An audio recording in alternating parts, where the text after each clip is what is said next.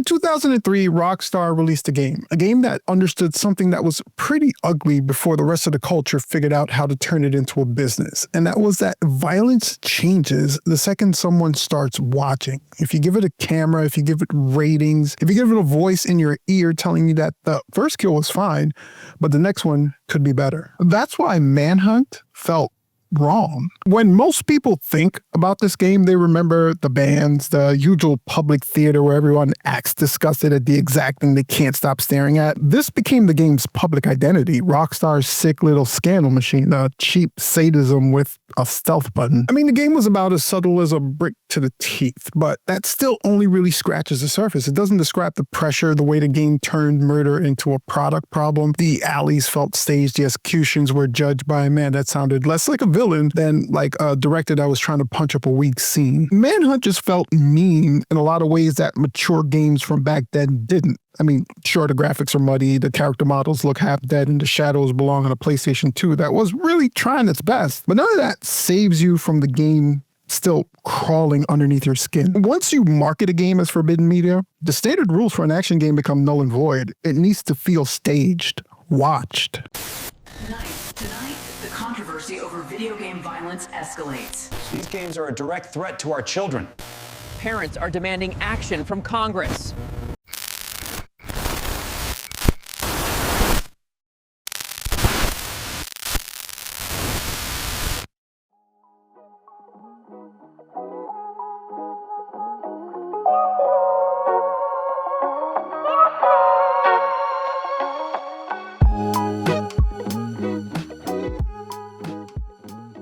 So Manhunt arrived in 2003, which was midway through the PlayStation 2's life cycle. You know, the point in the console generation where the developer stops treating the hardware like a miracle and starts actually leaning on it like they know exactly how much punishment it can take. You know, by then the word mature had kind of settled into this comfortable market label, sticker promising adult content on the box. Someone would definitely say the word shit near a fire barrel at the beginning of the game, and the box art would try very hard to look as dangerous as possible. Rockstar, meanwhile, was already radioactive. Grand Theft Auto 3 and Vice City turned the studio into a well-oiled machine for money and outrage. And in this industry, outrage is basically free publicity. So when they announced something new, nobody expected a quiet side project. They expected a scandal. At least someone in the suit was going to be really mad by release day. Stealth was peaking in 2003. Splinter Cell had made it all sleek and professional. So when Manhunt walked in, it looked like it had been sleeping in a drainage pipe. The mechanics were familiar, but the atmosphere was something else entirely. The marketing also knew exactly what they were doing. I mean, Rockstar launched a website that explained pretty much nothing. Instead, you got a pop-up of a fake hardcore video distributor with a grainy clip that looked like a basement security footage somebody should have definitely burned. Sleazy?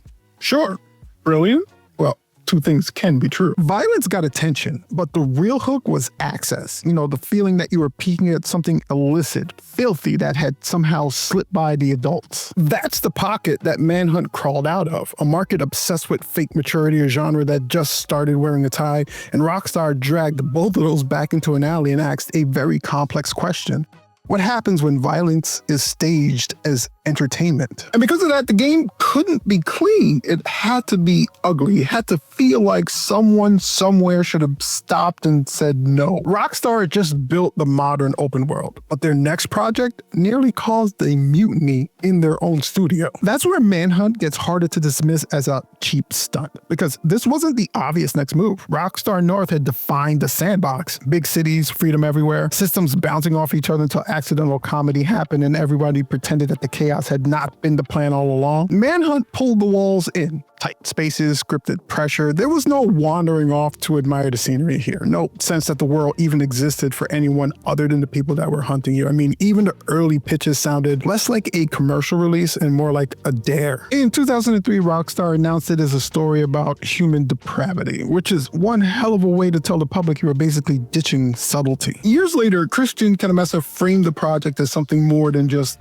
provocation. At least in the team's mind, it was a commentary on the violence in video games. It doesn't make it noble, it just makes it harder to dismiss as empty bullshit. Also, commentary is a very useful developer word, the kind that you reach for when you know you're building something filthy, but still want some partial credit for at least having a thesis. Not everybody in Rockstar seemed to have seen the vision. Former employee Jeff Williams later described Manhunt as a project that made parts of the company deeply uneasy. His version of events involved a near mutiny over releasing it, which sounds plausible. I mean, GTA gave everybody satire as this protective layer. Manhunt tears that off and just leaves the ugliness. And none of that was accidental. I mean, the game ran on renderware, but grime was the policy. Heavy grain over every frame, washed out colors, the persistent sense that if you leaned in too close, your screen would smell. The city feels recorded. It's less a functioning place and more like a damaged VHS tape you found while looking in the wrong drawer. And for our younger viewers, a VHS tape is a physical format used for video back in the late 1900s. And I think I literally just felt my hair turning grayer just saying that. Mechanically, the whole thing is about deprivation. Leslie Benzie described the core idea as stripping the power away from the player. And you feel that immediately. You're a cornered animal coached through murder by a director who treats your panic like production value. The discomfort was baked into the premise. The system was built to feel wrong on purpose. Rockstar dropped it anyway. They dropped a grim little experiment which pulled some solid reviews, modest sales, and an absurd amount of panic over people who, probably never touch the controller. Manhunt's argument was that society likes violence a little bit more once it gets packaged as a spectacle. And the public spent the next year proving that point.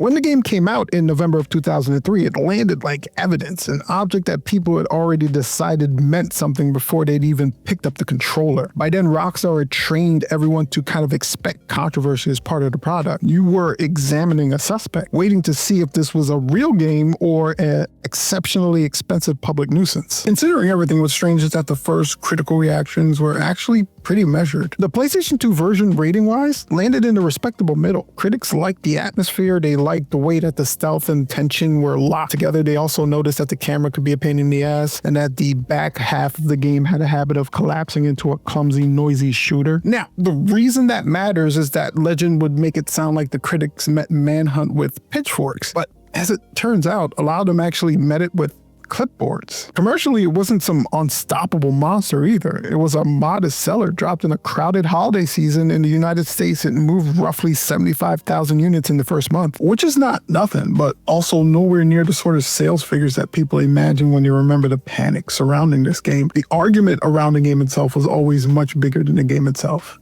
And then the scandal machine woke up. New Zealand banned it. Australia revoked its classification. Germany classified it under the violent media laws. In the UK, after an horrific murder in 2004, the game got dragged into a wave of public blame that, had a much looser relationship with the actual court case than the headline suggested. Retailers pulled it from shelves. Politicians did what politicians usually do when something awful happens and a convenient object is sitting nearby. But the hardest claims were never as cut and dry as the panic made them sound. And that's the bleak little joke underneath all of this. I mean, speculation did what the game said speculation does. It swallowed the details. Manhunt at its core is about violence being staged for an audience that always wants something worse. The real world answered by turning the game into a headline object, something that they could pass around, condemn in public, yet keep staring at anyway. It's crazy for a game to diagnose people that accurately, and that noise created the problem that still kind of hangs over the game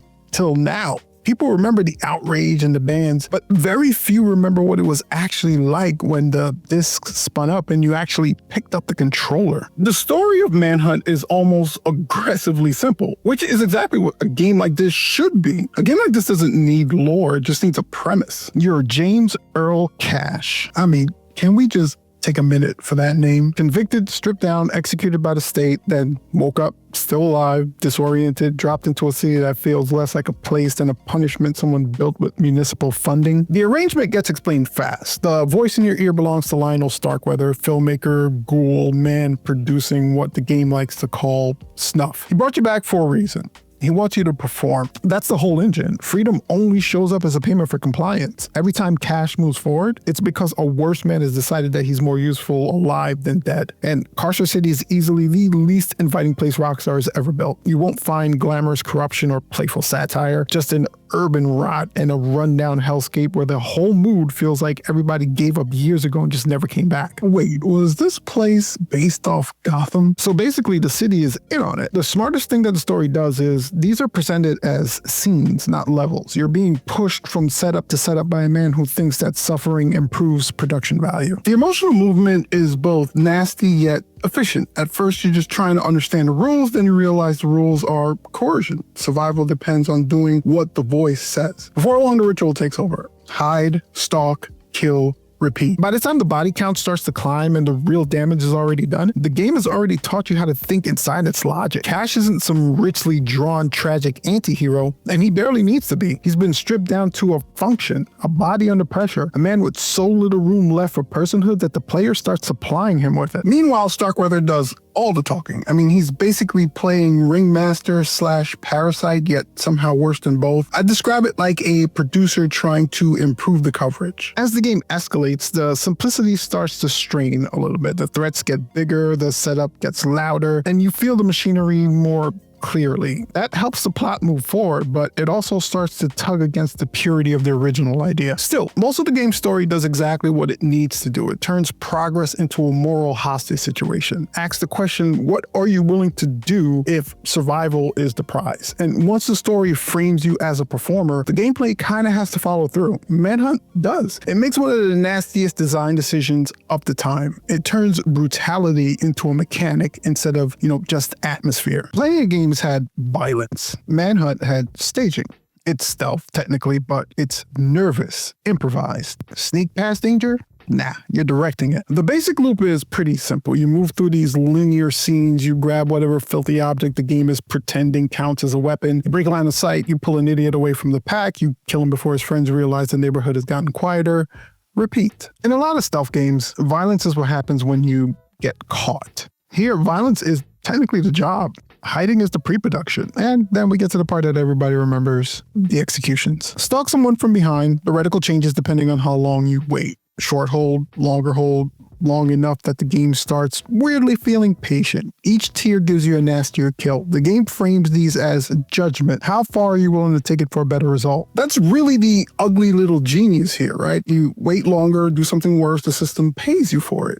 The game basically folds cruelty into the reward loop and sees, how far you'll lean into it. And that's where the whole thing clicks. I mean, Starkweather becomes this reward system in human form, talking over everything like a director. He pushes, and the game keeps rewarding the same thing he does. Uglier behavior for cleaner results. Every scene becomes a negotiation between disgust and efficiency. I mean, you can tell yourself that you're just playing a game. The presentation does everything it can to make that excuse feel flimsy. Everything looks condemned.